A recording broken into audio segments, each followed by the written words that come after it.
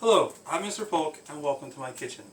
Today I'd like to take a look at seared pork tenderloin, more specifically tenderloin medallions. So we're going to do a composed plate. So the first part of the plate I want to do is just kind of get the vegetables going.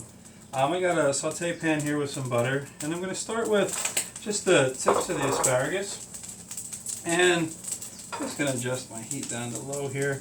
And all I want to do is lightly saute these to give them a little flavor and get them close to al dente. And then what we'll do is we'll add to them something I really like to use, this way, and that is just the petals of the Brussels sprouts. Since they are a bud of the stalk, I just peel them apart like a rose, and then I'll put those in and let them wilt quickly, and we'll have a really nice vegetable.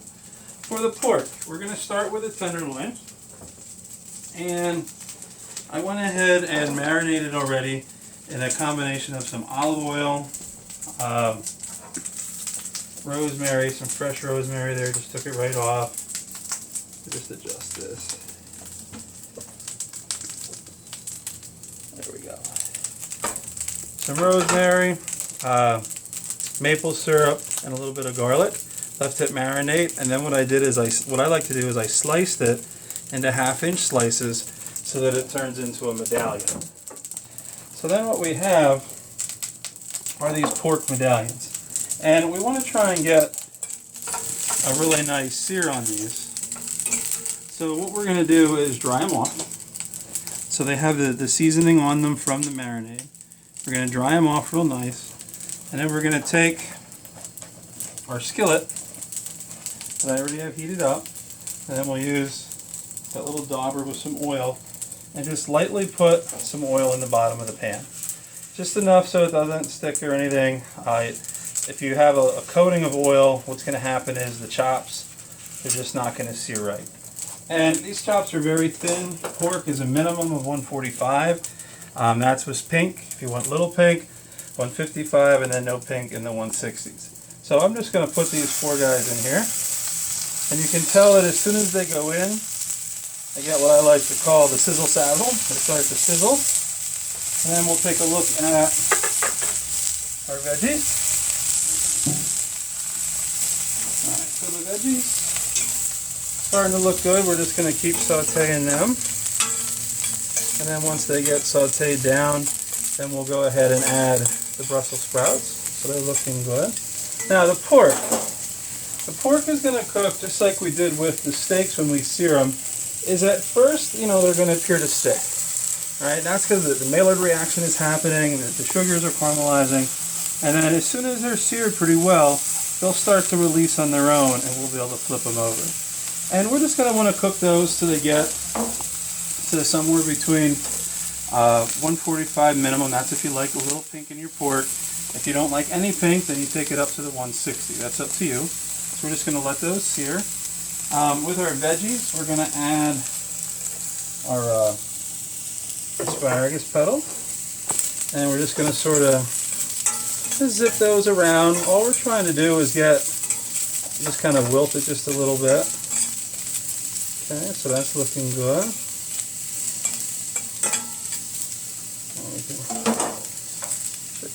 That looks good. And then the third component of this dish is a sweet potato puree. And I already put together a video on just the puree, so you can see that on how to make it. This was made by roasting sweet potatoes. And then pureeing them with a little brown sugar and a little bit of heavy cream. So I'll move that. And now let's take a look over here. Almost ready. So these guys just about there. I'll give them about a minute. Again, once the sear happens, they're going to want to naturally on their own pull away. Okay? When they stick, that's okay. That's how the caramelizing is happening. So here you can see that the veggies don't really take long. It's just a matter of kind of wilting them out a little bit. I'm getting that real nice color. You can season them just lightly. Just a little bit of pepper, a little ground pepper, a little bit of kosher salt on there. They already had butter in the pan. They're looking really good.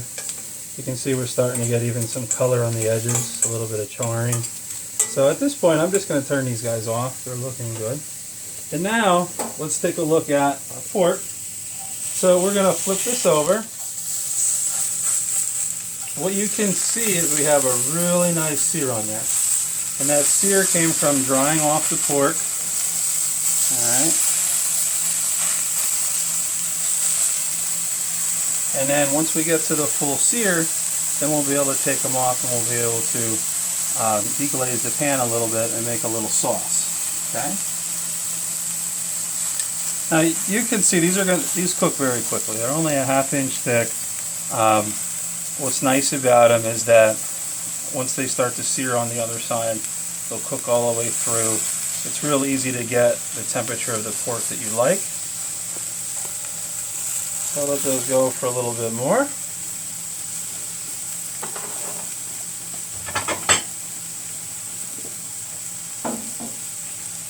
In the meantime, what we'll do is let's take a look at the plating.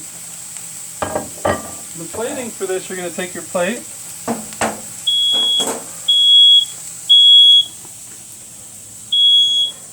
Just pause it.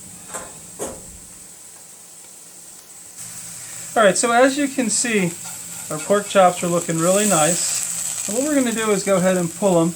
And again, you can tell you can take the temperature of them to check where you are. You can cut into them. You can tell by how they're starting to firm up that you're getting the temperature that you want. And again, as long as it's a minimum of 145, you're good to go. What I'd like to do now is I would like to go ahead and make the sauce. Pause it. I need that overdone. Okay, so to deglaze it, we're going to start with a little bit of apple cider and put it right in the pan. And I'm going to turn the heat down a little bit so it starts to cook up a lot. And then once you get that in there, you're going to go ahead and put in the maple syrup. Once the maple syrup goes in, you can go ahead and put in your dried cranberries. And the idea here is to just sort of let it reduce a little bit. I'm going to turn the heat back up a little. There we go. And we wanted this type of sauce, we just want it to reduce. Okay? So once it reduces, then what you're going to do is let it reduce till it thickens. And then once it thickens, we'll put just a little bit of butter in. And then once we do that, we'll be able to finish it off. Okay, so let's take a look at plating.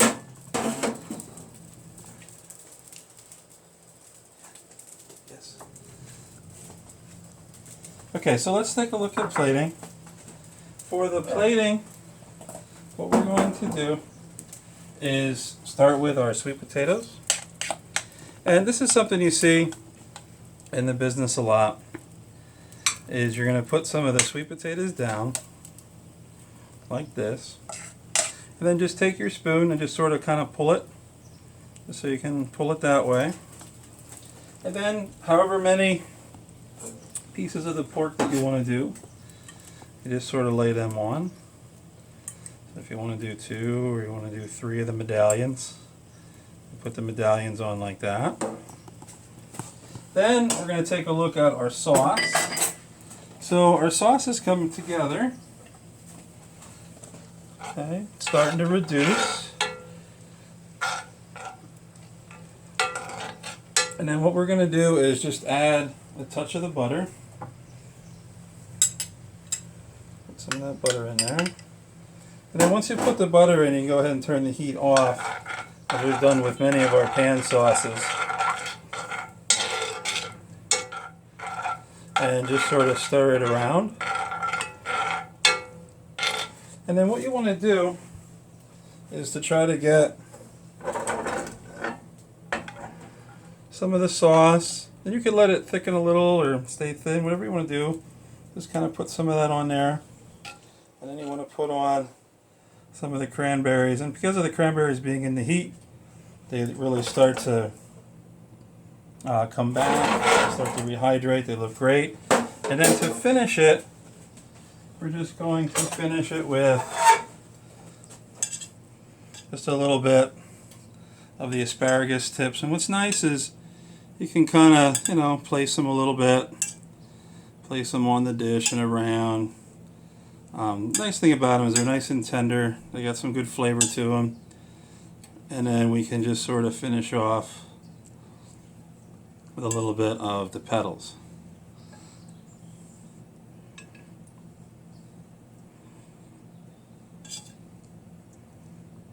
Okay. So there you see how you can make a really nice pork dish. This is one way to make a pork tenderloin. Rather than roast it, you can slice it, sear it off as if it were mini pork chops, little medallions. It's almost like they're the filet mignon of the pig. Slice them, they lay on really nice with the sweet potatoes, and then they finish off with the vegetables. So, thank you for cooking with me today. I can't wait to cook with you right here at Mr. Polk's Kitchen.